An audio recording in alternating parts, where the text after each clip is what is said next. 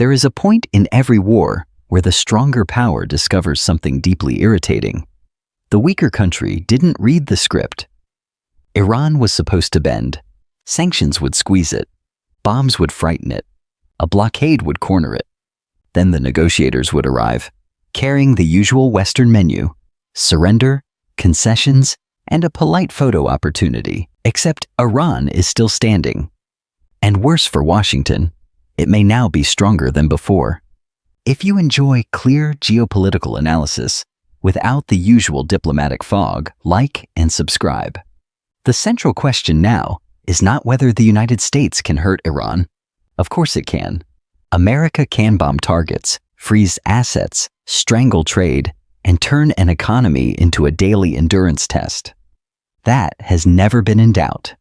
The question is whether any of that gets Washington what it actually wants. And here is where the whole thing starts to wobble.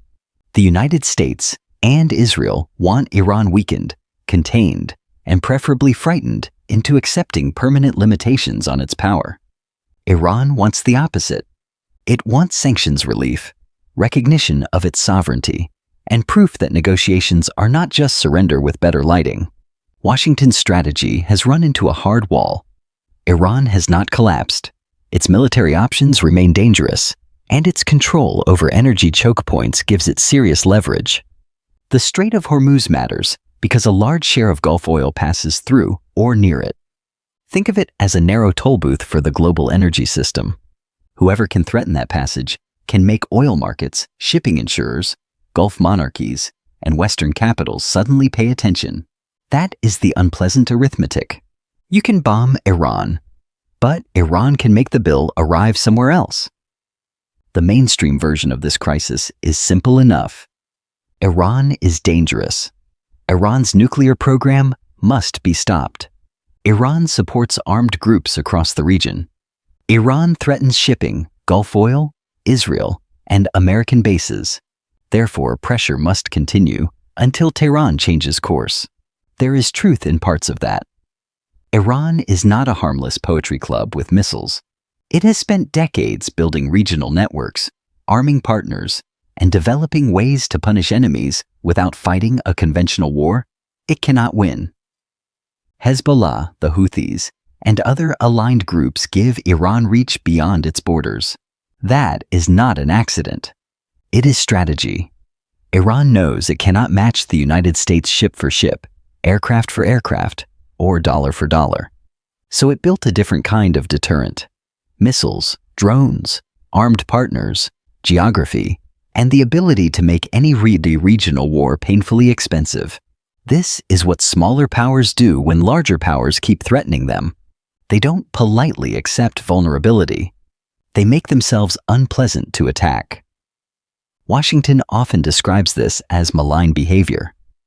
Tehran sees it as survival, and that difference matters. The United States keeps treating Iranian resistance as proof of aggression.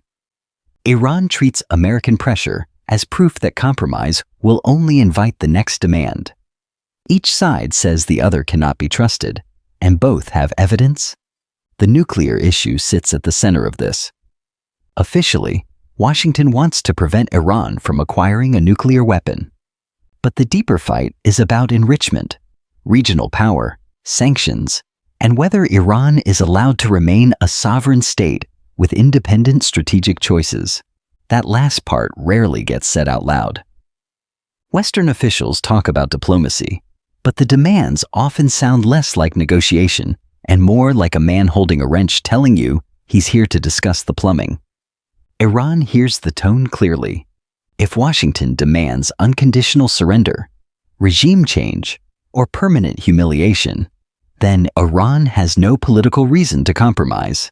Any Iranian leader who accepted that would be finished at home. Even governments that dislike the ruling system would not want to be seen as signing the country into dependency. National pride is not a small thing in Iran. It is one of the country's strongest political resources. And this is where pressure campaigns often fail. They assume pain produces submission. Sometimes it does. Often it produces discipline, paranoia, and revenge. Sanctions can weaken a country economically while strengthening its hardliners politically. Bombs can destroy buildings while proving the government's argument that the outside world wants the nation broken. In plain terms, every strike can become a recruitment poster. The deeper issue is sovereignty. The United States speaks the language of sovereignty when it suits American interests. It defends borders, rules, and national self-determination when allies are involved. But when dealing with adversaries, Washington often behaves as if sovereignty is a privilege, not a right. Iran remembers this very well. In 1953, the elected Iranian government was overthrown with Western involvement after it challenged foreign control over Iranian oil. That memory has not disappeared. It sits under Iranian politics like old wiring in a house. You may not see it every day, but it still carries current. So when America says, trust us, accept limits, give up leverage, Iran hears something different. It hears, disarm yourself, then wait. That is why the demand for Iranian weakness is so unrealistic. No serious state voluntarily gives up its tools of deterrence while surrounded by hostile powers, sanctioned by the world's largest economy, threatened by Israel, and watching American bases across the region. You may dislike Iran's government. Many Iranians do. But states do not build security policy around the emotional comfort of their enemies. They build it around fear. And Iran has plenty of fear to work with. Israel has made clear that it views Iran as an existential threat. Washington has repeatedly used military force across the Middle East. American officials have spoken openly about regime change, surrender, and punishment. In that environment, Iran's leaders are not going to say, you know what, perhaps we should become more vulnerable. That should calm everyone down. That would be strategic malpractice. This brings us to the Strait of Hormuz and the wider oil map. Iran's real power is not that it can defeat the United States in open battle. It cannot. Its power is that it can make victory meaningless. It can threaten shipping. It can hit energy infrastructure. It can raise oil prices. It can push Gulf states into panic. It can stretch the U.S. Navy. It can involve partners across Lebanon, Yemen, Iraq, and Syria. That is second strike capability. Second strike capability means that even after being hit, a country can still hit back hard enough to make the attacker regret the first strike. During the Cold War, the term was mostly used for nuclear weapons. Here it is conventional and regional, but the logic is similar. You may land the first punch. Iran's answer is, fine, now let's see how much you enjoy the next 10. This is why talk of simply opening the Strait of Hormuz by military force sounds much easier in television studios than it does in naval planning rooms. Surface ships are vulnerable. Missiles are accurate. Drones are cheap. Coastal defense systems can make narrow waters extremely dangerous. Aircraft carriers are impressive symbols of power. They are also very large objects floating within range of increasingly capable weapons. The age when a carrier group could sit near an enemy coast and dictate events with near total confidence is fading. China is watching this very carefully. Every crisis in the Gulf becomes a classroom for Beijing. If American naval power struggles near Iran, China will ask what that means near Taiwan. If surface ships must operate farther from hostile coastlines, that affects the entire American theory of power projection. Power projection means the ability to move military force far from home and use it effectively. For decades, this has been the American superpower. But missiles and drones are making it harder, riskier, and more expensive. Iran may not defeat America, but it can reveal the limits of American power, and sometimes that is enough. The biggest danger now is that Washington refuses to accept the basic reality. Iran cannot be bombed into becoming obedient. That does not mean Iran is invincible. It means the tools being used do not match the political objective.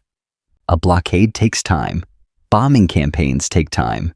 Sanctions take time. And time does not always help the stronger side. It can harden the weaker one. It can drain military resources. It can expose allies to retaliation. It can raise energy prices and damage the global economy. More war may weaken Iran's infrastructure, but it can strengthen Iran's strategic position. That sounds strange at first, but look at the incentives. If Iran survives a major American-Israeli campaign, it can tell the region, "We endured the strongest military power on earth and did not surrender." That matters. In the Middle East, survival is a political currency. The Gulf states will notice. China will notice. Russia will notice. So will every country that wonders whether American power is still overwhelming or merely enormous. There is a difference. Enormous power can destroy. Overwhelming power compels. The United States still has enormous power, but Iran is testing whether it still compels obedience. And so far, the answer appears to be not reliably. That creates three possible paths. The first is escalation. Washington resumes bombing. Israel pushes for a wider campaign. Iran retaliates against Gulf infrastructure or shipping routes, and oil markets enter the sort of nervous breakdown that traders pretend to model but never truly price in. This is the most dangerous path because every actor believes it can manage the next move. History is full of wars run by people who believed exactly that. The second path is frozen coercion. The United States keeps sanctions and a distant blockade in place. Iran keeps the Strait of Hormuz under pressure, and everyone pretends this is a temporary arrangement while quietly adjusting to a new reality. Oil flows become more uncertain. Insurance costs rise. Gulf states hedge. China buys influence. The crisis becomes a permanent tax on the global economy. The third path is negotiation. Real negotiation, not theater. That means sanctions relief, limits on enrichment, security guarantees, rules for Gulf shipping, and some kind of arrangement over regional armed groups. It also means Washington must accept that Iran will not sign a document that looks like defeat. This is the only serious path. It is also the hardest politically, because if America negotiates after failing to force Iran's surrender, the deal will look like an Iranian victory. And in Washington, admitting reality is often treated as a greater crime than causing the disaster in the first place. Israel complicates everything further. Even if Washington and Tehran reach an agreement, Israel may see that agreement as insufficient. Israeli leaders have long argued that Iran must be permanently weakened, not merely constrained. So any deal risks being undermined by future strikes, covert operations, or political pressure in Washington. That is the triangle. America wants a way out. Iran wants recognition. Israel wants Iran broken. Those goals do not fit neatly together. And when strategic goals do not fit, ceasefires become pauses, not endings. My read is simple. The more Washington tries to crush Iran, the more it teaches Iran that compromise is dangerous. That is the central contradiction. If you want a country to negotiate, you must offer it a future that is better than resistance. If all you offer is humiliation now or punishment later, it will choose resistance, especially a country like Iran, with history, geography, oil leverage, and a political culture built around endurance. The West keeps confusing pain with control. They are not the same thing. Pain can make a country weaker. It can also make it meaner, more disciplined, and less willing to trust anyone. Iran's leaders are not saints. They are hard men running a hard system. But they are not fools. They can count ships. They can read speeches. They can see when diplomacy means please surrender slowly so we can call it peace. And here is the awkward bit. Iran may have found a way to turn American strength into American exposure. Every extra strike risks another retaliation. Every threat proves Iran's case at home. Every failed show of force tells China, Russia, and the Gulf that American power still matters, but it no longer settles everything. Empires often discover this late, usually after the invoices arrive. So the question is not whether more war can damage Iran. It can. The better question is whether more war gets America closer to its goal, or simply gives Iran more reasons to dig in, more targets to threaten, and more proof that surrender would be national suicide.